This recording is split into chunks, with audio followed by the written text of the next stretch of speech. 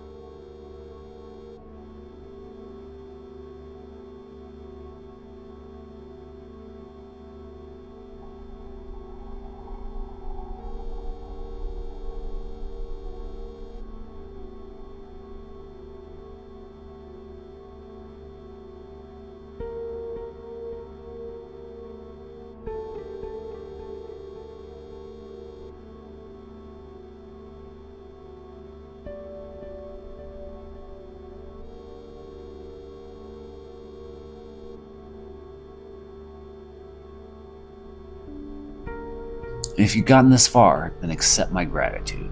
Not many do. Get this far, that is. My gratitude is for almost everybody, regardless of how far they get.